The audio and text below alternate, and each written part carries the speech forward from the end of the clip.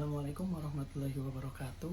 Perkenalkan, nama saya Muhammad Farhansyah. Saya berasal dari kelas 01 SCME 017.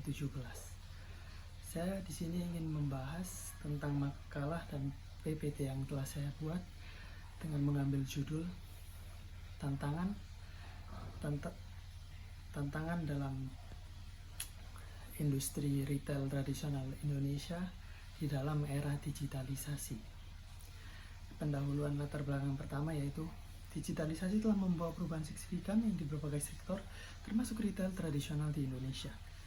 Model bisnis retail seperti warung, pasar, ataupun toko kelontong telah menjadi bagian penting dari perekonomian lokal. Namun, perkembangan teknologi dan adopsi digital telah mengubah cara konsumen dalam berbelanja dan menuntut penyesuaian dari pelaku retail,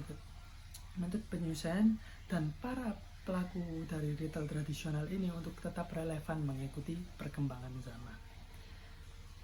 Yang pertama saya bacakan adalah rumusan makalah dari pembahasan saya. Rumusan masalah yang pertama, apa dampak yang disebabkan dari digitalisasi terhadap bisnis retail tradisional? Dan kedua, bagaimana cara menghadapi tantangan dalam era digitalisasi ini?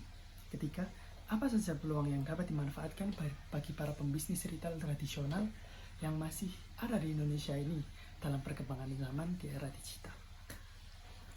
Tujuan saya membuat makalah ini yaitu menjelaskan cara agar bisnis retail tradisional Indonesia tidak akan kalah saing dengan bisnis di era digital yang seperti kebanyakan online shop. Terus, agar tidak ada keributan atau bentrok seperti masa yang di tahun 2020 saat masa Covid yang terjadi di Tanah Abang. Bentrok karena penjualan bisnis retail tradisional menurun sangat drastis, kalah saing dengan pasar e-commerce. Yang ketiga yaitu membuka peluang bisnis yang lebih menjanjikan di era digitalisasi seperti ini.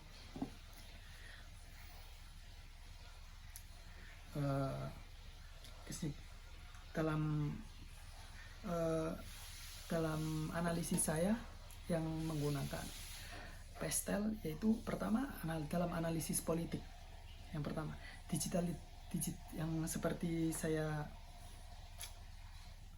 temukan di artikel Kompas di sini dalam analisis politiknya, yaitu digitalisasi di sektor retail tradisional ini dipengaruhi dari berbagai kebijakan pemerintah, termasuk regulasi mengenai ekonomi digital dan pemberdayaan UMKM, usaha mikro kecil menengah. Pemerintah melalui program seperti UMKM-Go, digital dan intensif perpajakan telah mendorong digitalisasi. Namun, tantangan politik muncul dari perlunya perlindungan bagi bisnis retail tradisional agar tidak kalah bersaing dengan platform e-commerce atau online shop yang lain. Regulasi mengenai perpajakan platform digital juga dapat mempengaruhi daya saing retail tradisional. Dalam analisis ekonomi, saya mengumpulkan banyak artikel di sini, tapi saya ingin menjelaskan yang sangat singkat dan mungkin bisa dapat dipahami dengan jelas.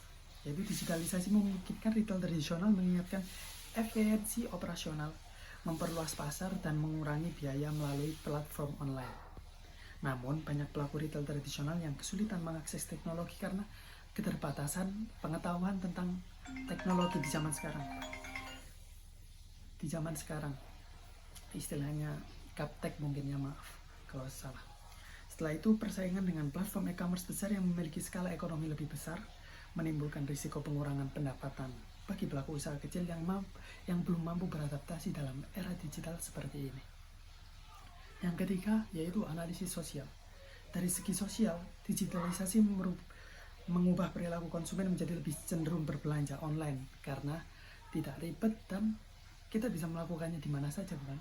Kita bisa melakukannya di kamar, sedang tidur ataupun sedang bekerja, kita dapat melakukan pembelian online tersebut. Yang dapat mengurangi loyalitas terhadap toko fisik. Namun ini juga membuka peluang bagi retail tradisional untuk menjangkau generasi muda yang lebih akrab dengan gadget-gadget pintar di zaman sekarang. Kendala sosial lain termasuk resistensi perubahan dari pelaku usaha retail tradisional yang sudah lama beroperasi secara konvensional dan kesenjangan literasi digital antara wilayah urban dan urban. Keempat yaitu Analisis teknologi. Perkembangan teknologi seperti e-wallet, aplikasi toko online, kris, dan lainnya, layanan pengiriman menjadi peluang bagi retail tradisional untuk beradaptasi. Teknologi berbasis data memungkinkan pelaku usaha memahami preferensi konsumen dengan lebih baik. Namun, ketergantungan pada teknologi ini juga mencuri resiko keamanan cyber, seperti pencurian data keamanan cyber, alamat rumah terlacak, dan bisa beresiko terhadap doxing yang lainnya yang sangat mengerikan. Yang mungkin itu sulit kalau orang yang mau doxing itu diantisipasikan oleh pelaku usaha kecil. Yang kelima, analisis lingkungan. Digitalisasi dapat memberikan dampak positif pada lingkungan melalui pengurangan kebutuhan ruang toko, sehingga mengurangi konsumen energi dan emisi karbon. Di sisi lain, peningkatan transaksi digital juga memicu peningkatan limbah elektronik dan membutuhkan pengelolaan lebih baik agar tidak menimbulkan masalah terhadap lingkungan sekitar dari limbah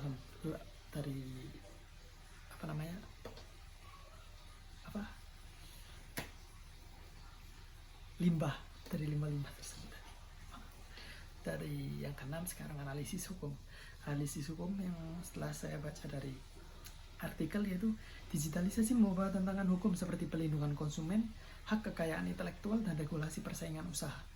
Banyak pelaku retail tradisional yang kurang memahami aturan hukum terkait transaksi digital sehingga rentan terhadap penipuan atau pelanggaran hak-hak konsumen. Pemerintah juga perlu memperkuat pengawasan terhadap aktivitas bisnis online untuk memastikan kesetaraan dan keadilan bagi pelaku bisnis retail tradisional di Indonesia ini. Kesimpulan yang mungkin saya dapat simpulkan dari artikel analisa dan artikel yang saya buat, yaitu digitalisasi memberikan peluang besar bagi bisnis retail tradisional di Indonesia untuk lebih berkembang, untuk lebih melampaui kemampuan bisnis retail tradisional tersebut. Namun juga membawa tantangan yang sangat signifikan tantangannya. Dibutuhkan sinergi antara pemerintah, pelaku usaha, dan masyarakat untuk mengatasi hambatan politik, ekonomi, sosial, teknologi, lingkungan, dan hukum agar retail tradisional dapat bertahan dan bertransformasi di era digital ini. Kurang lebihnya seperti itu. Kurang lebihnya saya minta maaf jika ada kesalahan kata. Jika ada kesalahan kata itu datangnya dari saya dan setan. Jika ada kebenaran itu datangnya pasti dari Allah Subhanahu wa Ta'ala, karena Dialah Maha Benar.